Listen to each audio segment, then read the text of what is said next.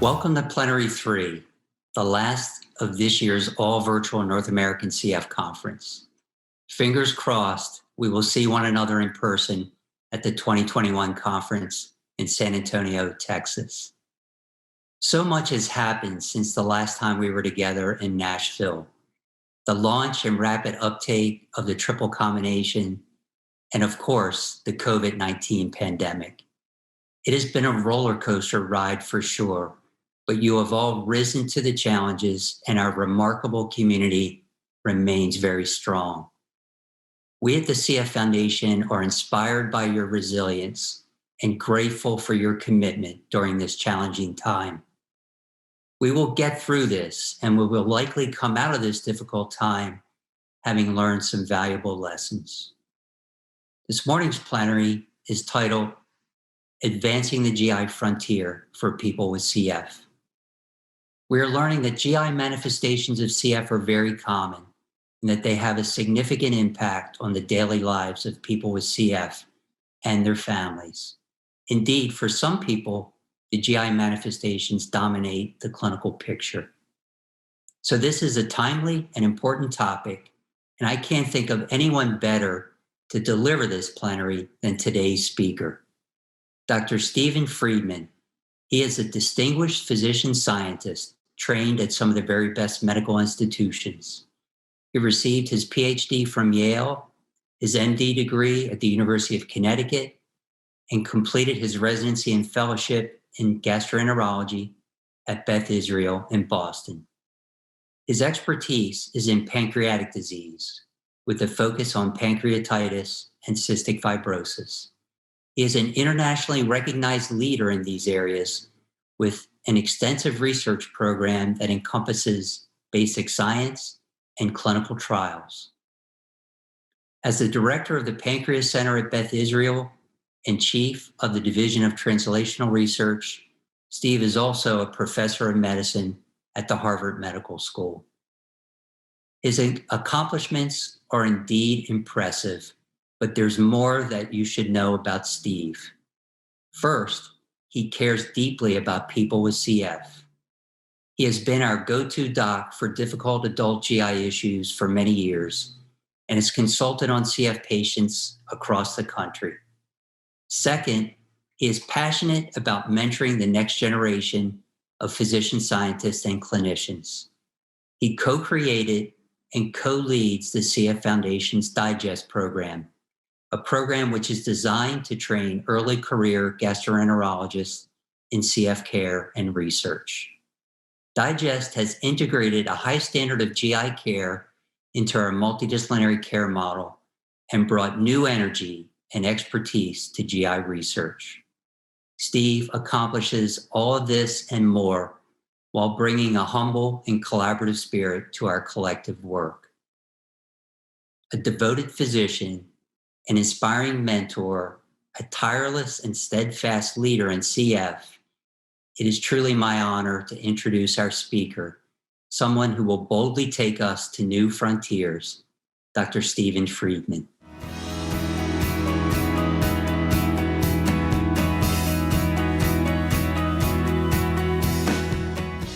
Bruce, thank you very much for the kind introduction. For those who know me, I grew up with Star Trek in the 1960s with Captain Kirk and the starship Enterprise, and always wanted to explore strange new worlds, seek out new life and new civilizations, to boldly go where no person has gone before. I will now take all of you on an adventure to a frontier where no plenary or gastroenterologist has gone before. For the next hour, I will be your navigator as we go on this journey of advancing the GI frontier for people with CF. My disclosures are listed on this slide. My research is funded from multiple sources, including NIH, industry, foundations, and philanthropy. I have no conflicts of interest related to this presentation other than grant funding in the past from Crested to my institution. Today's talk has three objectives. First, what we know and don't know, the impact of abnormal CFTR in the GI tract. Second, what we're learning the realization and treatment of GI symptoms in CF. And third, how we're moving forward, developing the GI workforce to partner with our patients and families, and improving our knowledge of the GI aspects of CF care through research initiatives. Why hasn't there been a focus on GI and CF? Rightly so, lung disease has been the main focus, as this is the leading cause of morbidity and mortality. Outcome measures exist for the lungs, especially FEV1. There's been development of a pulmonary workforce, for example, PACE, and targeting defective CFTR in the airways with effective pharmaceuticals. If we look at the GI aspects, malnutrition has been the main focus and shown to impact long-term lung function as well as survival.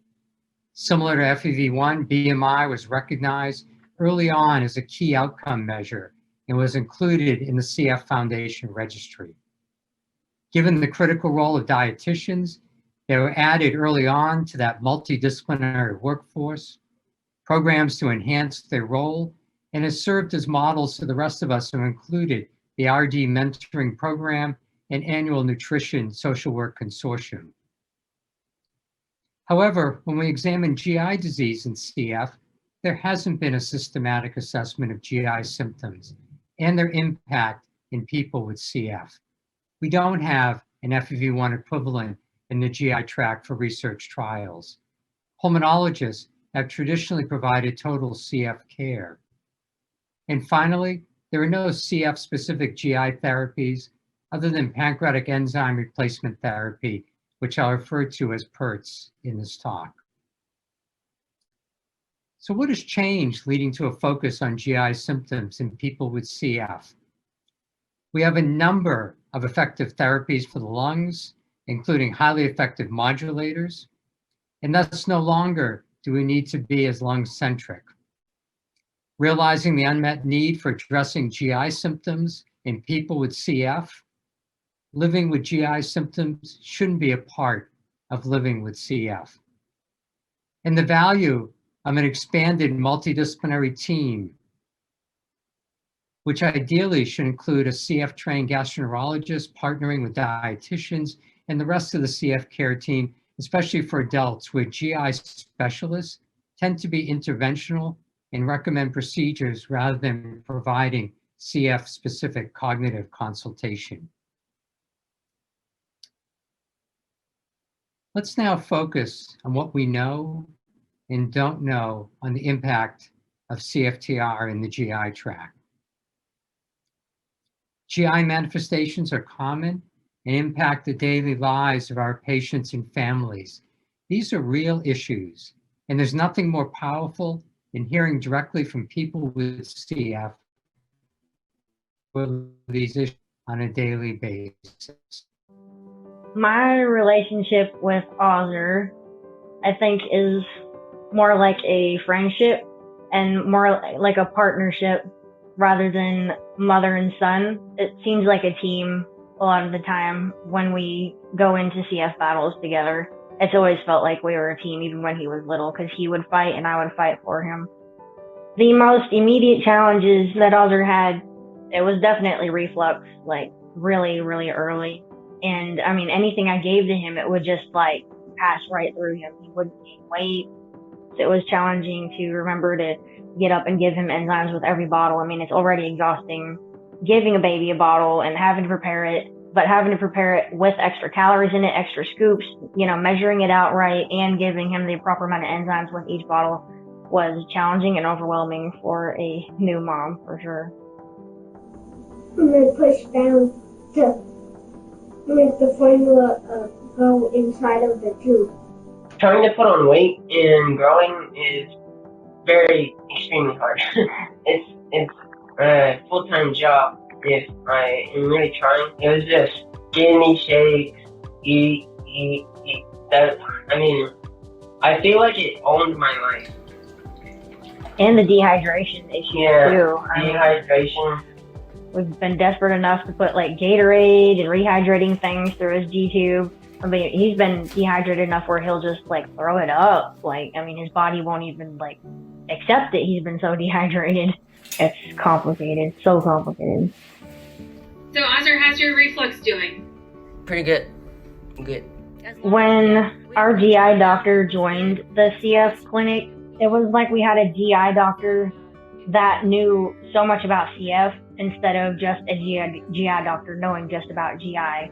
It was definitely way more streamlined. Okay. When you start back with private lessons, It's taken many years for both of us and the GI doctor and the dietitian to especially right now, fix his reflux to the point where he can actually live without suffering. We didn't have to just talk to the team, the CF team, about just pulmonary stuff. Like it could be GI. I mean, it was the entire system at once instead of, oh, these are just lungs. We'll talk about, his stomach, digestive issues at some other point.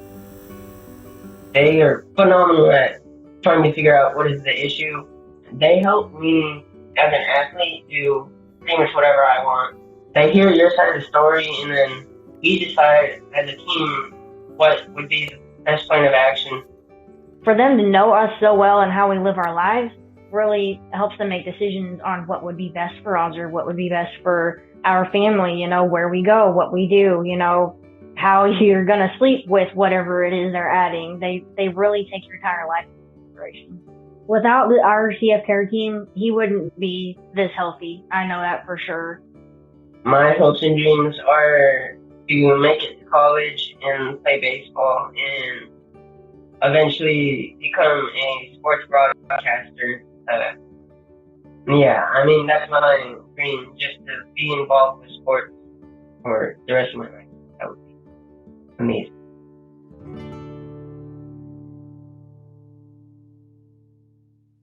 As you can see with Ozzer, this is how GI issues affect his life as an active teenager. Not uncommonly, my patients would tell me, I thought living with CF is living with chronic GI issues, but it doesn't have to be anymore. If we look back at the original presentation of CF, it all started with the pancreas. Malnutrition due to exocrine pancreatic insufficiency led to poor survival and death within the first year of life. In fact, it was these changes in the pancreas that led to the naming cystic fibrosis in 1938 by Dr. Anderson. Pancreatic enzymes, the first therapy in CF, however, were life-saving and addressed the nutritional failure. This led to global partnerships to change care with the Toronto-Boston comparison study and catalyzed that shift from low-fat to high-fat diets in conjunction with increased pancreatic enzyme supplementation. And this led to a 10-year survival advantage. However, we learned too much of a good thing is bad, and that was fibrosis and colonopathy with very high doses of pancreatic enzymes. But we are still not done improving on this critical therapy. If we know where CFTR is in the GI tract, it becomes clear why our patients with CF have the symptoms they describe, and importantly, informs therapies and new targets. Let's now take a journey down the GI tract and see how CFTR impacts gastrointestinal function.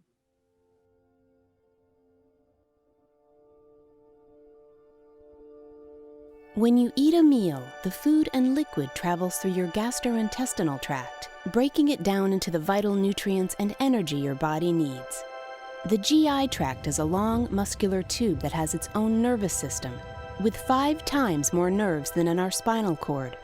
These nerves are responsible for peristalsis, the involuntary reflex that propulses the food from one part of the digestive system to the next. For people with cystic fibrosis, the CFTR mutation can cause nerves in the GI tract to function poorly, causing potentially serious issues. The muscular valve at the end of the esophagus, called the lower esophageal sphincter, normally prevents acid from refluxing up from the stomach. This may be lax in CF.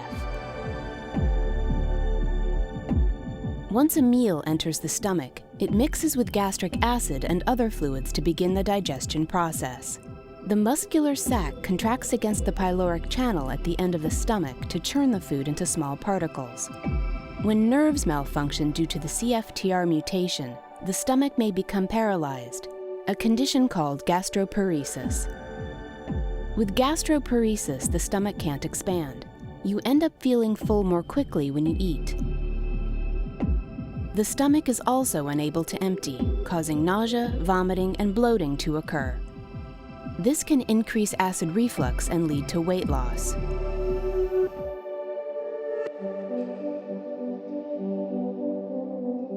The pancreas and bile secretions are critical for digestion.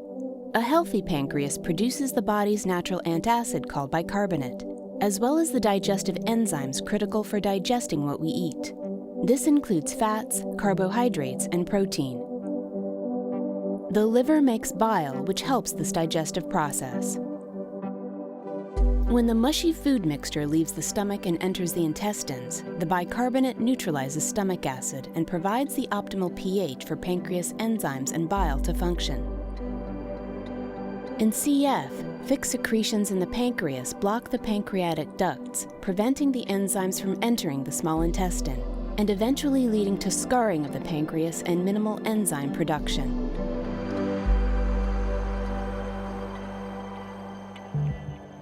The 20-foot-long small intestine is where 90% of food digestion and nutrient absorption occurs.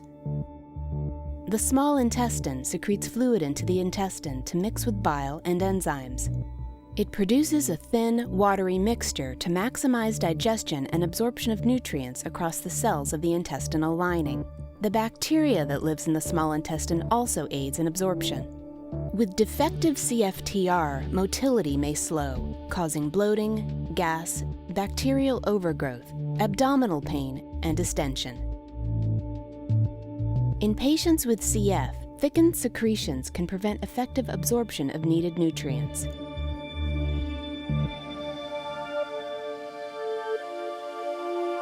The large intestine, or colon, is responsible for processing any waste. With CF, sticky mucus and poor motility can cause constipation, making it hard to pass stool. CF can also alter the microbiome with more bacterial bugs that may lead to pain and may increase the risk of colon cancer. Cystic fibrosis has many debilitating effects on the gastrointestinal tract. Understanding how and where this damage is caused will help the development of more effective treatments.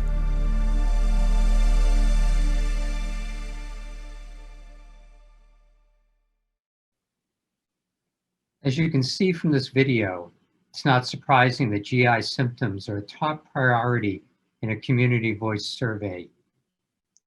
Shown here from the Tabor et al. Study are data on the prevalence of GI symptoms from 131 patients with CF, which has been replicated in other surveys.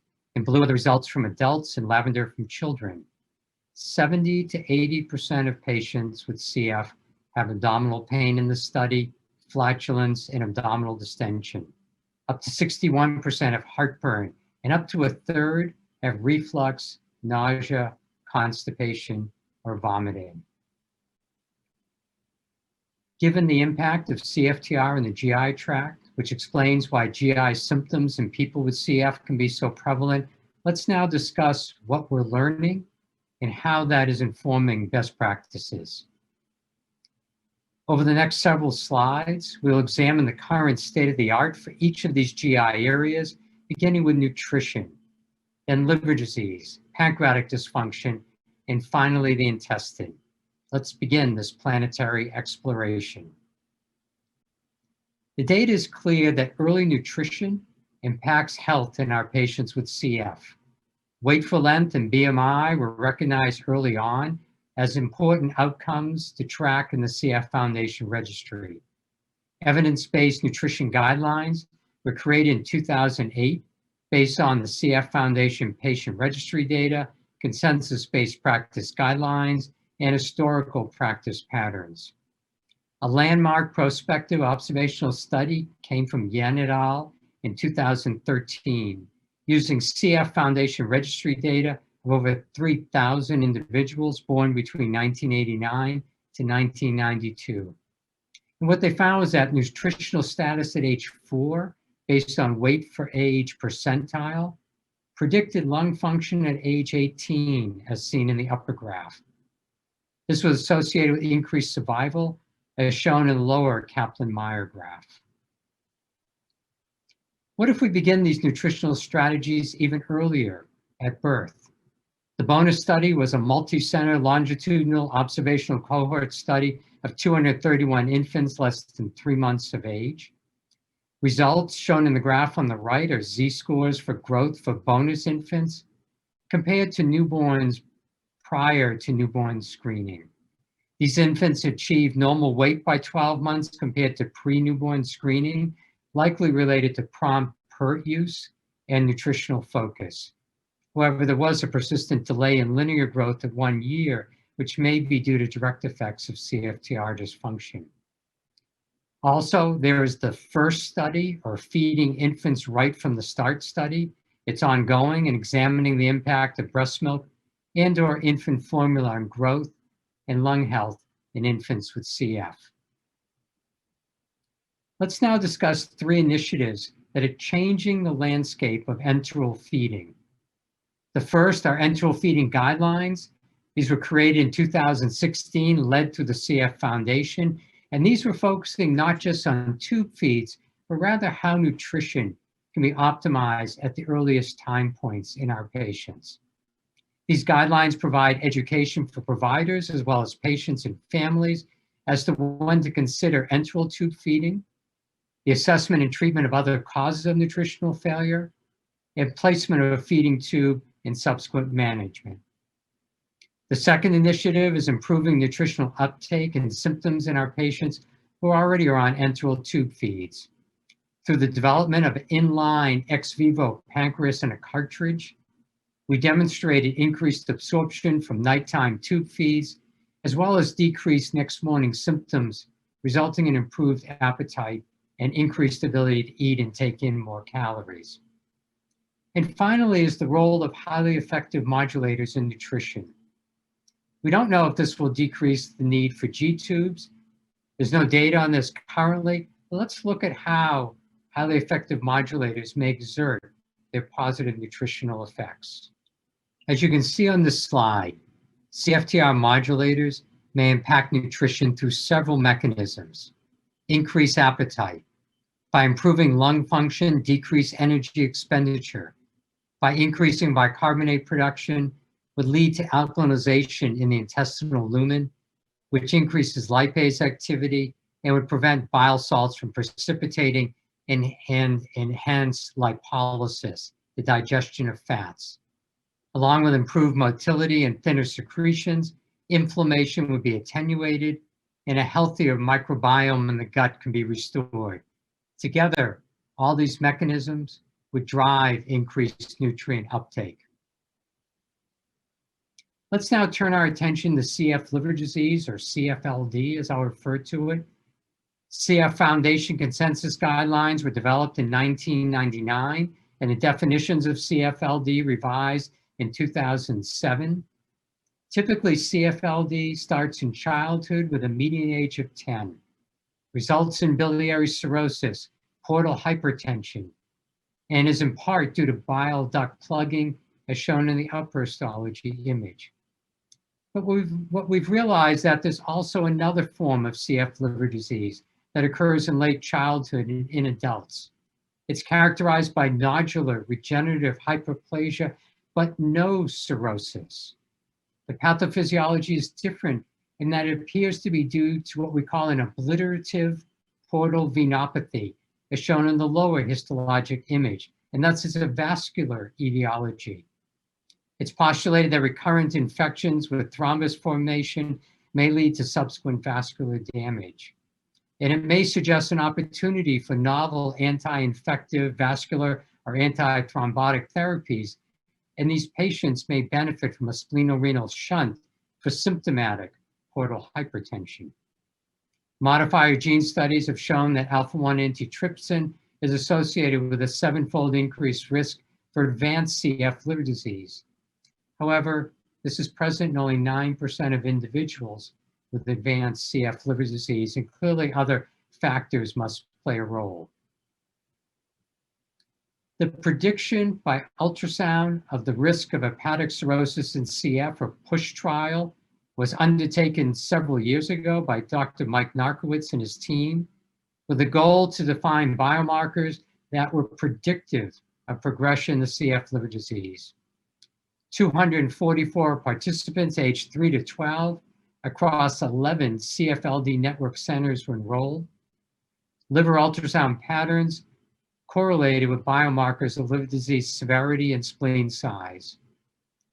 A 4-year planned interim analysis was recently published and showed that a heterogeneous liver ultrasound pattern using defined research criteria, and I want to emphasize these were dedicated ultrasonographers with very defined criteria. And what was shown was that this was associated with a 9-fold increased incidence of a nodular pattern, which is a surrogate for advanced CF liver disease. This reflects clinically relevant progressive liver disease and opens the possibility of preventive interventions. Incredibly exciting data. Let's now travel to the pancreas. Much of the exocrine pancreatic damage occurs in utero and in the first year of life, impacting 2 aspects: secretin stimulated bicarbonate and fluid release from duct cells, and CCK stimulated enzyme release from acinar cells. And we all thought this pancreatic damage was irreversible, but CFTR modulator therapy suggests some restoration can occur. The ARRIVAL study followed 19 children with CF, 1 to 2 years of age, who were on ivacaftor for 24 weeks. As seen in the upper graphs, fecal elastase increased, with several children becoming pancreatic sufficient based on values greater than 200 micrograms per gram of stool. In parallel, IRT, a marker of pancreatic injury, decreased. In the CLIMB study, shown in the lower panel, 28 children aged 2 to 5 were given ivacaftor for 84 weeks. Fecal elastase increased, again approaching 200 micrograms per gram of stool. And these data are astounding because at least up to age 5, exocrine pancreatic function can be rescued. Whether this extends beyond this age remains to be determined. And likely we can improve bicarbonate secretion from duct cells probably at any age, in contrast to acinar cell function, which may be recoverable only in young children due to eventual fatty replacement and fibrosis leading to acinar cell dropout. An important point is that on highly effective modulators, some patients are able to decrease their pancreatic enzyme dosing, which may be due to addressing overtreatment of non-pancreatic GI symptoms with higher than needed PERT doses. This suggests that we may be able to recalibrate PERT dosing. It's no accident that the exocrine and endocrine elements are in the same pancreatic gland. There is crosstalk between the endocrine and exocrine pancreas. It's actually called the islet acinar cell axis. And this is critical in coordinating nutrient uptake through digestive enzyme output, along with metabolism via insulin and other hormones. We know that not only are they physiologically linked, but pathophysiologically. Disease of one impacts the other. The lower the newborn IRT level, reflecting less viable exocrine pancreatic tissue, the more severe the exocrine pancreatic disease. What has been shown is that for every 1 unit increase in IRT at birth, i.e. less exocrine pancreatic damage, there's a 70% decrease in the rate of CF-related diabetes, or CFRD. And I put on the side potential mechanisms. This could include less fibrotic destruction of the pancreas, likely means less physical destruction of the islets. It's also well known that local inflammation, especially IL-1 beta, causes beta cell apoptosis. And less inflammation systemically overall means less insulin resistance. Insulin resistance is known to stress beta cells and over time lead to beta cell loss. So let's now explore the relationship between CFRD and the intestine.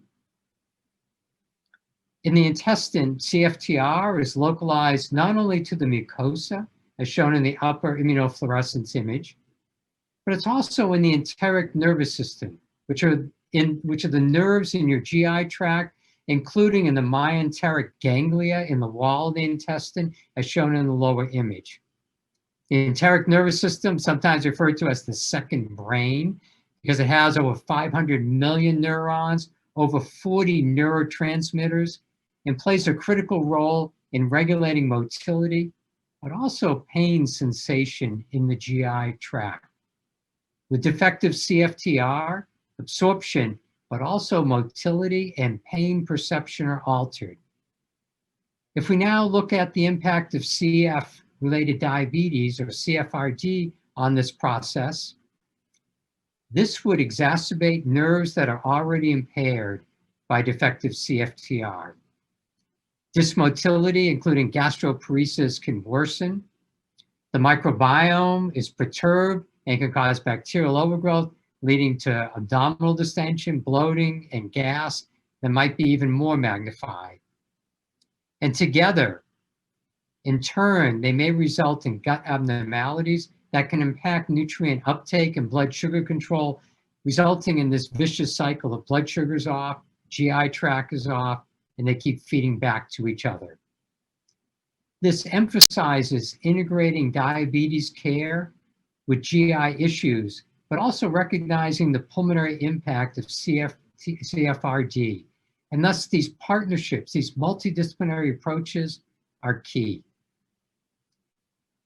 Let's now turn our attention to how we diagnose and treat intestinal disease in CF. For tests, we have a long list to choose from. Includes breath tests, endoscopies, abdominal x-rays such as KUV, CAT scan, MRI. But what's a normal test in a patient with CF? What do we do with results like full of stool on a KUV? And for medications, are the indications the same as how we use these meds in patients who don't have CF? Linaclotide and lubiprostone, treatments for constipation in the general population, they may in part require CFTR for their mechanism of action. So are they going to work in our patients with CF? And for research, how do we define GI symptoms such as constipation or bloating or pain?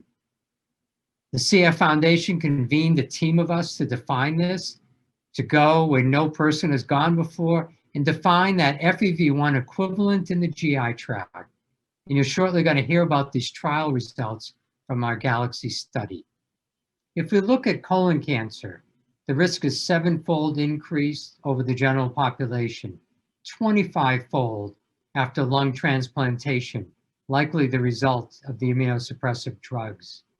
This is driven through at least 3 factors: the altered gut microbiome, the high saturated fat diet that our patients are on, and the loss of normal functioning CFTR, which is anti-oncogenic in the wild type state. Through the CF Foundation, colonoscopy guidelines were created, which facilitate detection of adenoma polyps so that we can remove them before progression to overt cancer. It's unknown whether highly effective modulators will decrease their risk.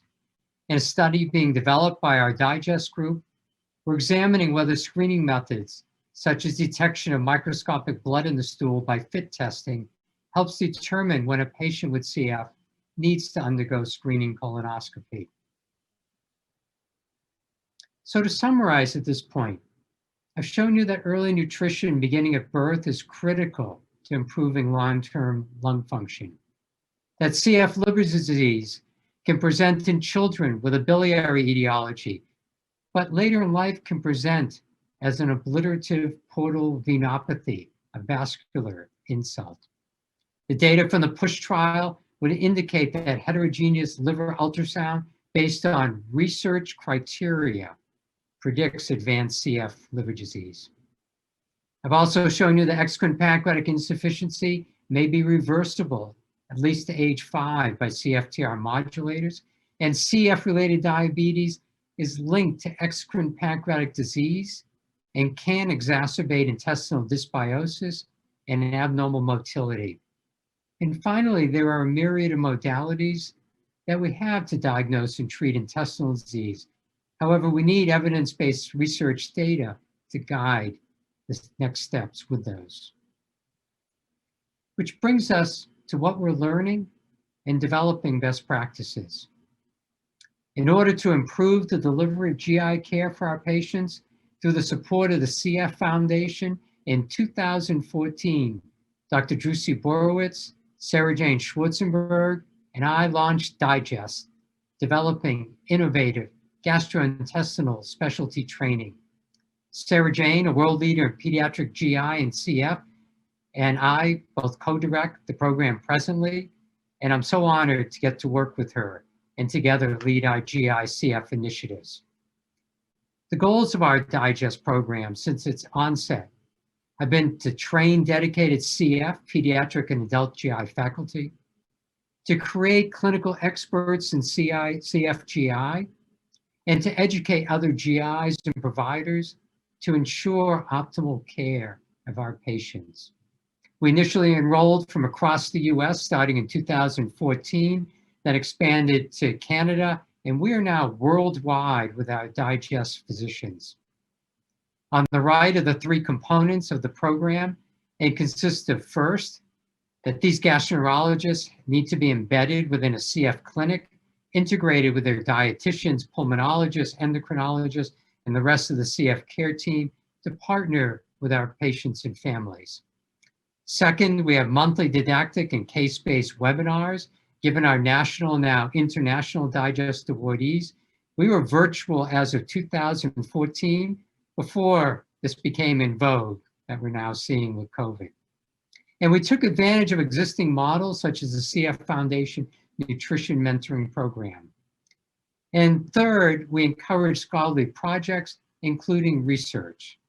So let's now hear from one of our original Digest awardees, Dr. Meg Sate, and her registered dietitian, Stacy Hunter, from the team at Children's Health in Dallas to see their partnership in action.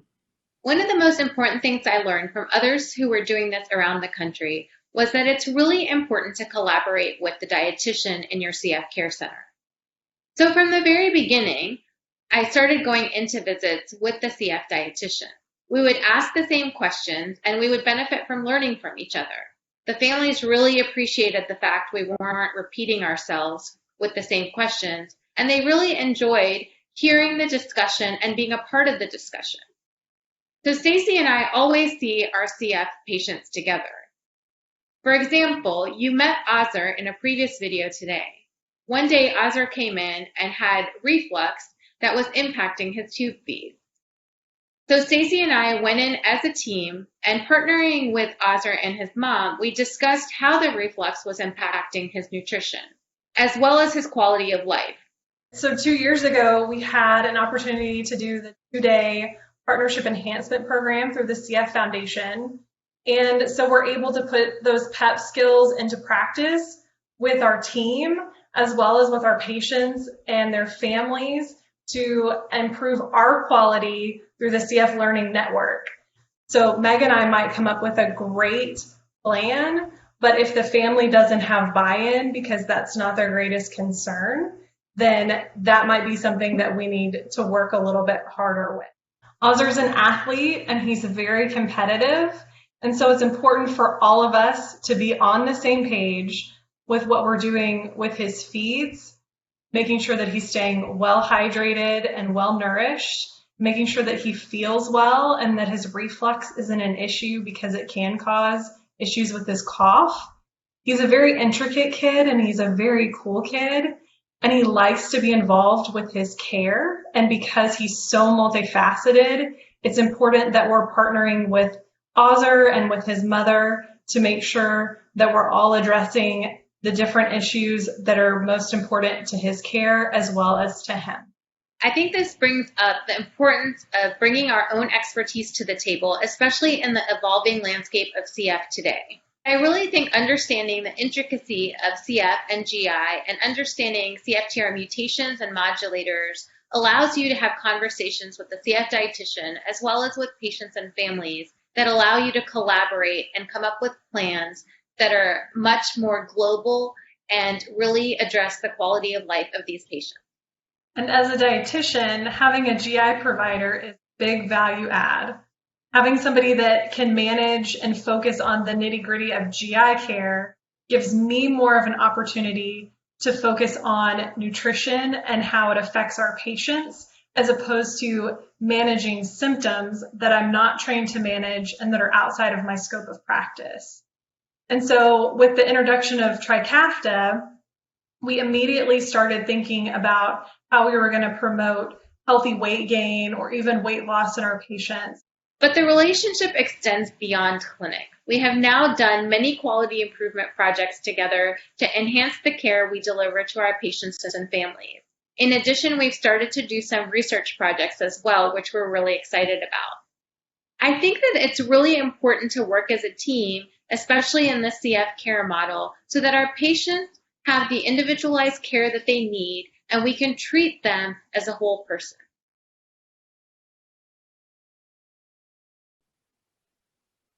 As you saw from this video, it highlights our efforts through the DIGEST program to expand the multidisciplinary team for our patients and families living with CF. We've had a number of outputs from DIGEST. One that we're especially proud of is a 10-article CF-GI series. It was published in 2017 as a supplement in the Journal of Cystic Fibrosis. We view this as basically our version 1.0 about what we know, what we don't know, and current best practices for anyone caring for a patient with CF. Remarkably, there's been over 80,000 downloads of that supplement. We've also served as a model for other specialties such as ENVISION, which is training endocrinologists in the endocrine aspects of CF. Finally, we've begun a visiting scholar program at sites without a dedicated CF GI physician. This is currently limited with COVID, but we're looking at how to provide this service virtually. Let's now look at research initiatives that are advancing our knowledge and improving GI care for our patients and families. To find the intestinal FEV1 equivalent, GALAXY was launched. This was a prospective, multi-center observational study of 402 children and adults aged 2 to 61, enrolled at 26 CF centers. We leveraged the DIGEST network to enhance trial enrollment and conduct. 3 superb superstar DIGEST awardees, Meg Satay, Jay Freedman, and Baha Mosheri, led the study under Dr. Schwarzenberg and me. Our outcomes were to determine the feasibility of completing out-of-clinic, i.e. at home, electronic patient-reported outcome measures, or EPROMs, on an individual cell phone or computer.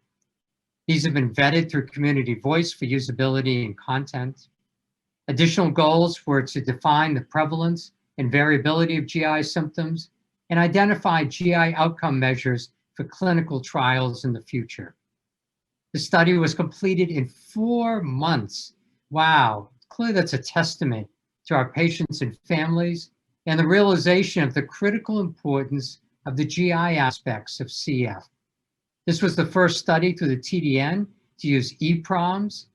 78% of subjects completed all of them at home. GALAXY utilized 4 validated questionnaires that have been used in part by the FDA for drug approval.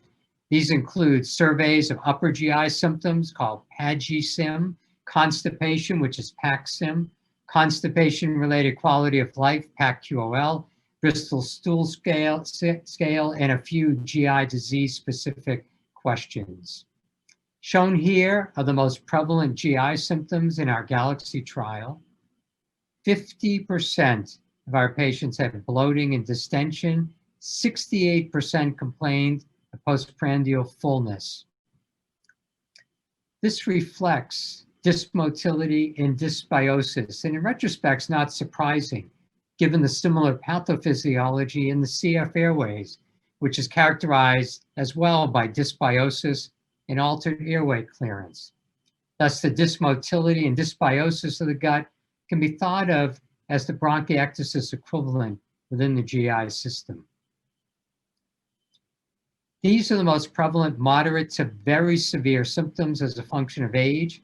Less than 18 years is in blue, 18 or greater is in yellow. Again, we are seeing symptoms related to dysmotility, dysbiosis, and inspissated secretions. Up to 20% have incomplete bowel movements. 1/4 had significant straining, fullness, bloating, or distension. In addition, approximately 30% of our patients had a moderate to high degree of dissatisfaction with current GI treatments related to constipation. However, we now have the tools to address this. DIAGNOSE to expand the multidisciplinary workforce, best practice guidelines, research tools, new therapies, including highly effective modulators. As part of the PROMISE study, which you heard about in Plenary 2, Dr. Sarah Jane Schwarzenberg and Dr. Mike Narkowitz and I are studying the impact of Trikafta on the GI tract. Patients are enrolled pre and then followed for 2 years post Trikafta initiation. And we're analyzing the impact on symptoms by EPROMs, inflammation in the intestine by intestinal fatty acid binding protein and calprotectin, growth in body composition, fecal microbiome, whether exocrine pancreatic insufficiency is reversed based on IRT and fecal elastase, liver disease based on serum markers and elastography, and intestinal pH and transit time. We can also take nutritional outcomes to the next level. Potential robust markers beyond BMI included body composition by DEXA, which not only looks at bone mineral density, but we can look at fat mass, lean mass, visceral fat tissue. We're examining markers of sarcopenia, which reflect muscle loss, as well as frailty. Molecular readouts of metabolism using metabolomics. And so instead of looking at a single blood test that reflects nutrition such as albumin, this allows over 3,000 readouts reflecting your entire nutritional metabolism. The focus is also shifting to higher quality diets while meeting nutrient needs and addressing food security. It's more than just fats and carbs, and this emphasizes the need for individualized approaches, which dietitians are playing a critical role, especially with expanded age ranges and a growing spectrum of nutritional status. This is particularly evident with the new landscape created by highly effective modulators, and we're seeing even obesity nowadays. We also need to focus on GI disease markers as endpoints in clinical trials. This is especially important if new therapies have a different efficacy in the GI tract versus the lungs. We're generating the tools we need, the FEV1 equivalents. Rectal organoids have set the precedent. Smart pill pH studies allow measures of intestinal pH and transit time. Markers of the inflammation in the GI tract include intestinal fatty acid binding protein in serum and urine, metabolomics, EPROMs, as I mentioned. We can take all of these now to these various biotech and pharmaceutical companies and provide them with the readouts that they need. Our story of CF began in the GI tract with malnutrition and pancreatic insufficiency. But we have come so far and stood on the shoulders of giants in the field, in particular Dr. Peter Dury. We're now unraveling the impact of CFTR in the GI tract. We're developing best practices. DIAGNOSE has expanded the workforce, and Galaxy has allowed us to find the GI FEV1 equivalent in our universe. There is more to do as we push the frontiers of GI CF, where no gastroenterologist has gone before. Thank you.